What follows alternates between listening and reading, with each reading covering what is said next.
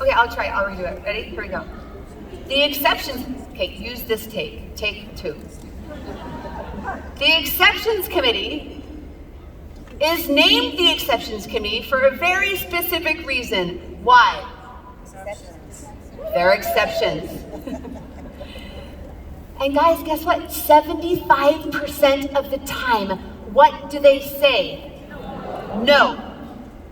Don't whine, don't complain, don't be like, oh my gosh, doTERRA. I have leaders that will say, yeah, doTERRA, whenever we put in an exception to help us, they say no.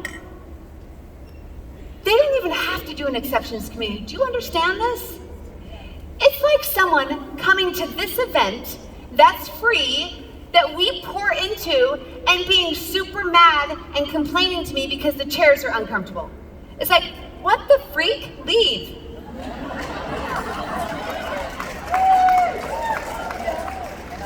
Do you know what I mean?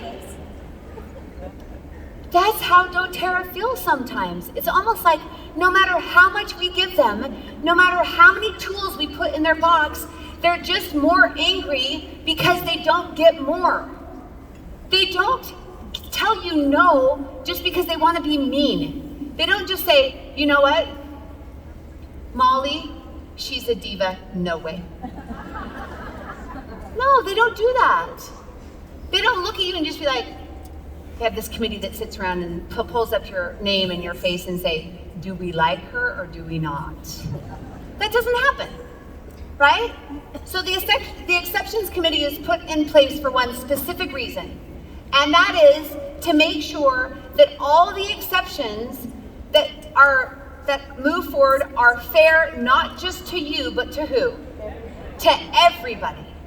And that the exceptions won't cause any problems with anyone else's checks or with what? The leadership pools. And so they have very clear defined roles. And no matter how good you are, no matter how kind you are, in fact, for me, I feel like because I'm a top, people call me all the time, Allyse, you could get them to do this. I'm like, are you kidding? They say no to me more than anyone else. Because they're afraid that people will think that they favor me. And so they're like, anytime Allyse asks for something, it's a no.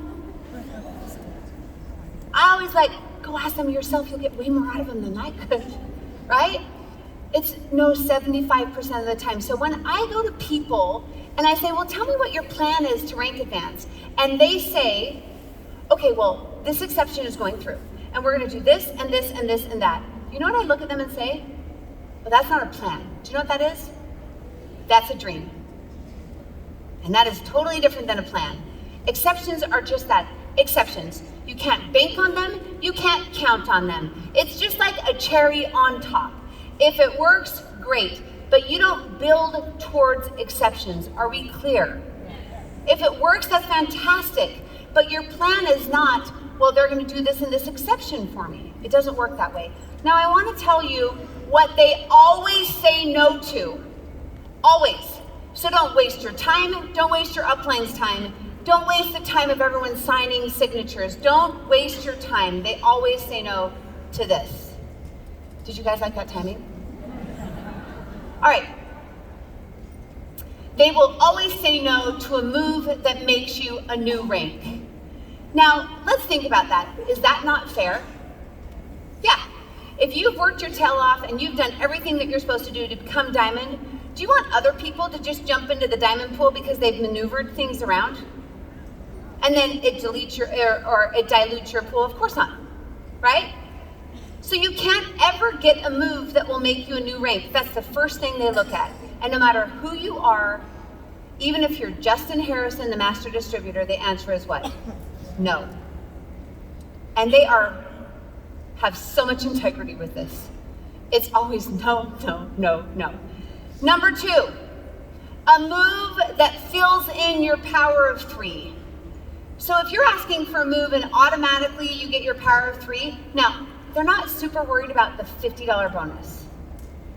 But the $250 and $1,500, this is what they look at. What will that answer be? No, you gotta build that out, just like everyone else. You've gotta work hard, just like everyone else. Oh, I love it when leaders will tell me this. Are you a diamond? Well, I should be based on my volume. Have you guys heard that before? Well, I should be based on my volume, but I'm an elite. I'm clear. All right. We all have the same set of rules. We all deal with the same problems. We all have runaway legs. I mean, based on my volume, I'm like a 7 times presidential diamond, so why not give me just the $6 million a month check right now? Right?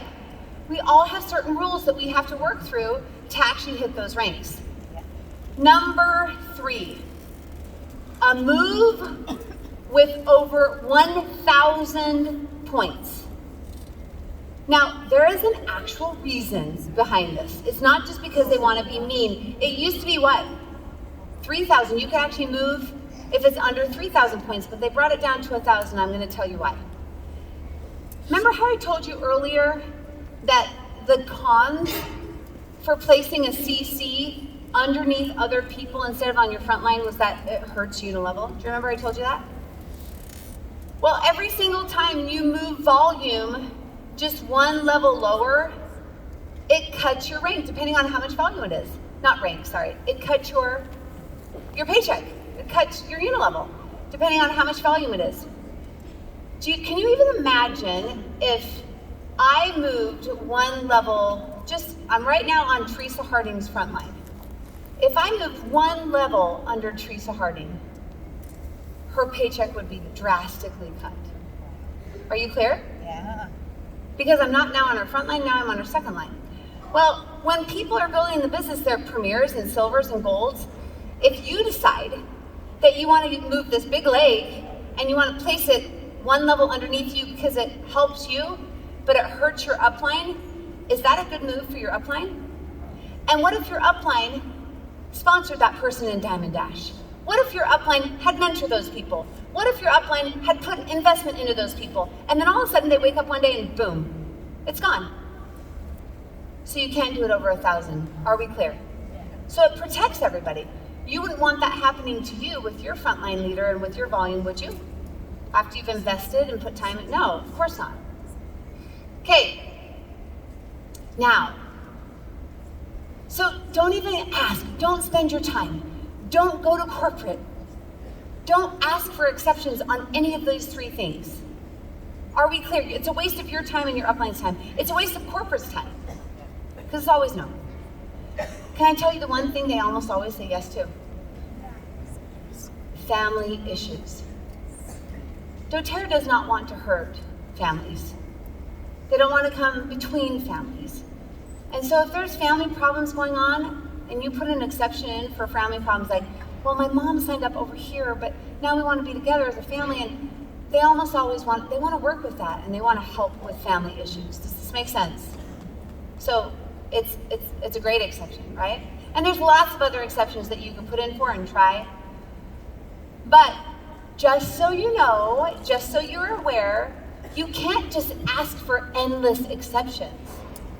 You can't. In fact, they kind of have, and they know how many exceptions you ask for. It's an unspoken rule, just so you know, that after about 3 exceptions that you've asked for, they're like, she's on the diva list.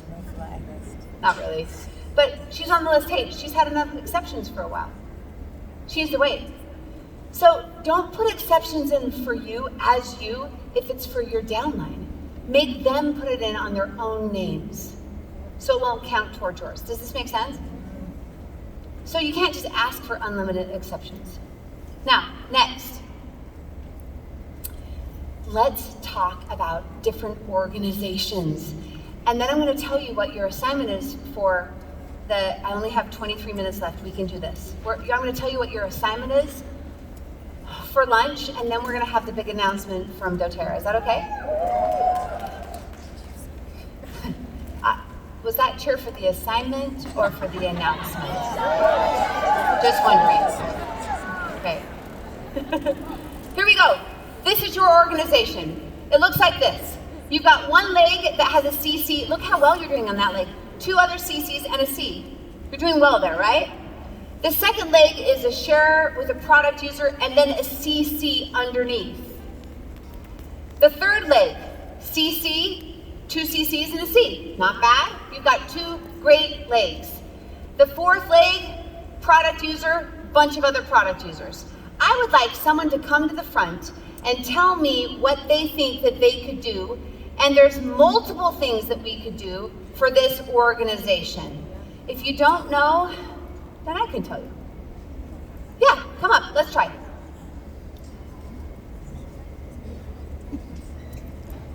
Give her a hand. There's your mic right there. Tell everyone your name.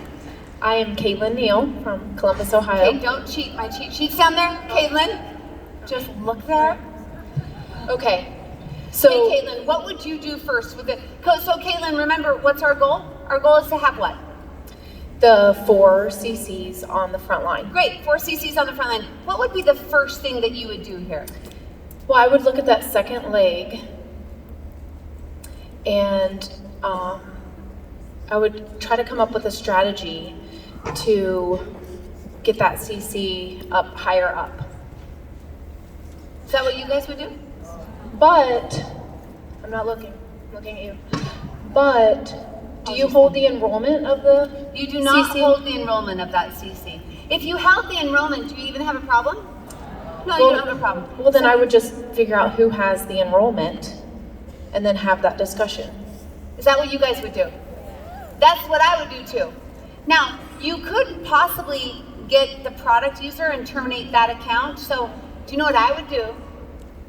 I would actually get the enrollment and then take out the, that sounds like,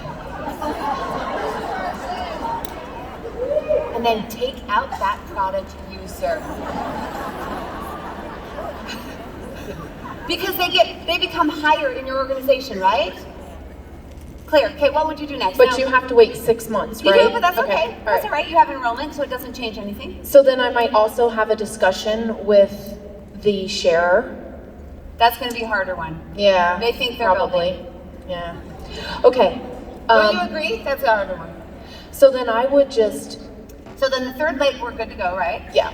Okay. So the fourth leg, What do you do with that fourth leg, girl? I would submit a request to move it somewhere as long as it's under 1,000. She's Or- a thinker. Or I could, But you still have to have a fourth CC. How do you make that fourth CC?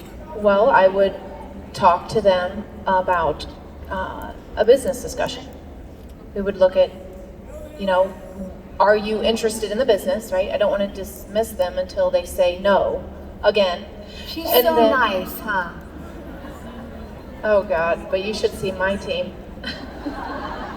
Okay, so yeah, then I would just start a new leg. I would just host another It's hard to class. say, right? Now, I actually love the discussion that she just said is, we always give everyone the opportunity to step up to the plate, do we not? Yes. Everyone in our organization, come to the training. Come to the training, step up. Let's get trained, let's move, let's go. But you don't bank on it. Because that's what you've been doing for years.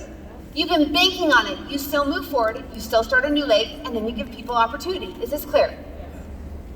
Got it?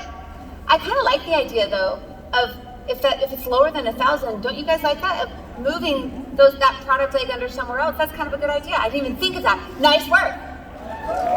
Okay, good. But that's it. But I only thought of that because you've trained me for a long time. Awesome, awesome. Okay, here we go. So it basically looks like this, okay? You take the enrollership change. I gave you the idea of maybe taking the product user out, which I didn't say. And then you start a new leg, and then I liked her idea too, is then you could have an exception of what? Moving, if it's under 1,000, somewhere else in your organization that won't make you a new rank and won't make you give you the power of 3. Is that clear? That would be a placement strategy. So why do so many of you take pictures? You know you get all of these slides for free, right? Just saying. It's like everybody. You don't believe me, that's it. You're like, she says that, but it's not gonna happen. Okay, step number 1. Step number 1, you find a new builder committed and capable. How are you going to do that? With 2, you place on the front line. Wait, what is that? Oh, and you place that new builder on the front line. Good job, Dan. All right, step number 3, you get an enrollership change. Now, there was 2 more things that we could have added to that. What was step number 4? You could try and take that product user and terminate that account. And what was her idea? Yeah, take the leg if it's less than 1,000 and move it somewhere else where it could be more beneficial for you. That would be called a a placement strategy. Let's go to the next scenario. Here's you. You've got a sharer, a CC underneath the sharer. Then you have product users. Then you have a C, a P, and a CC. Now, you are going to be tempted to do something. And it looks like this. C's are okay.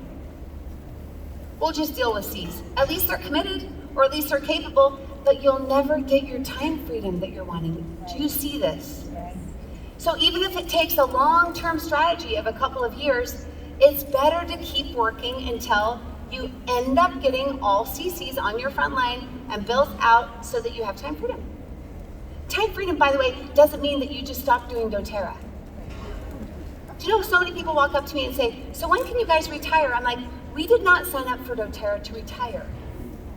That's not what we signed up for. We signed up for doTERRA to give us time freedom, which means I can choose what I do, when I work, how I work. Are we clear? Yep. And I have financial freedom, and I can do tons of other things that God wants me to do in this life because of doTERRA. That's why I signed up. So I literally am going to be that picture that you saw the other day, that super old lady in the red pajamas, and you guys are gonna be disgusting, stop posting that, Allyse, stop. Okay, third, CPCC. Next, you've got a product user on your front line, a CC, and a C. Do most of your organizations kind of look like this? Okay, so guess what? We can solve this. You don't have to get sad. Who wants to come to the front and see if they can do this? Let's see. All right, come on up, come on up. And then next time I'm gonna pick somebody from the back. Even though I don't see at all back there, I'll be like, you, whoever comes up. Come on up, let's see what we can do.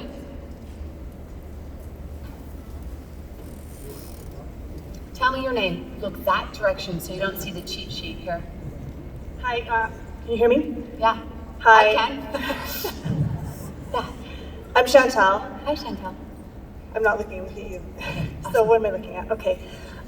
First leg, what do we do with that? Well, isn't that, based on what we talked about last time, isn't that an okay placement for now?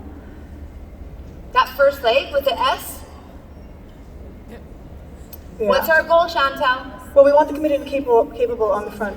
Yeah. So we could, you said that the swap is difficult with, I was thinking of can I go the other 3 legs first and then come back to the Okay, product. What do we do there? I'm forgetting the name of the previous person, but that was such a great idea.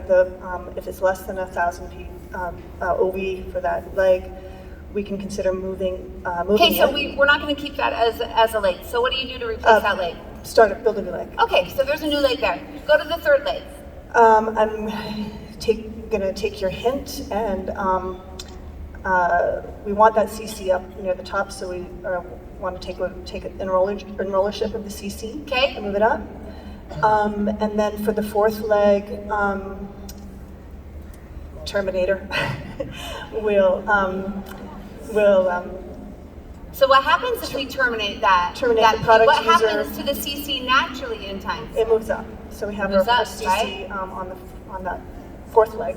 So then we have those 3 legs with the CC up, or 3 legs with the CC up top. And so for the first one, I'm actually not sure. Okay. So help me out here. Help her out here. Do a swap. You Okay, could swap yeah. for that first leg, right? I said that, but isn't it, that's But you the weren't thing you said. committed. Okay, but that's the thing you said was tricky because it's the sheriff who thinks that they're a builder. Yeah, but you could try a swap. You could- Okay, Yeah. okay. Okay, let's try and see if Dan did the right thing here.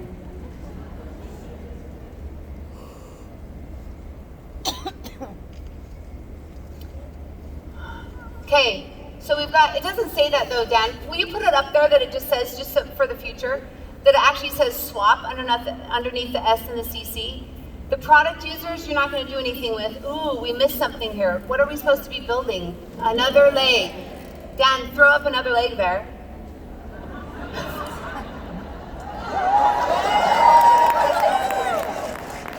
And Dan, throw up a swap there so they know what those arrows are there for the S and the CC. Right? Swaps don't work on his computer, I guess. Okay, and then we're going to do an enrollership change. And I didn't put this before, but you can actually, if you want to get that CC higher, what could you do on that leg? Yeah, you could terminate. You could try and terminate that P. And the other idea was you could actually try and move, if it's less than 1,000, those P's somewhere else. Is this clear? Now the cool thing is, okay, hold on to this though. What about this? If you're terminating that last person on the fourth leg, if you don't have the enrollership before you terminate, you have to wait for a while. You know this, right? To get that enrollership. If you're under a silver, you have to wait for 6 months. But what you could do is you could go and ask for the enrollership first before you terminate. You guys clear? Because if they're willing to terminate, they're probably very willing to give you the enrollership. You know what I mean? Could you just swap it? You could swap them too, but we were trying to be creative and show you different things on each side. You could swap too if you want. There's a lot of different ways that you could skin this cat, right? There's a lot of different ways. All right, next, so according to this one,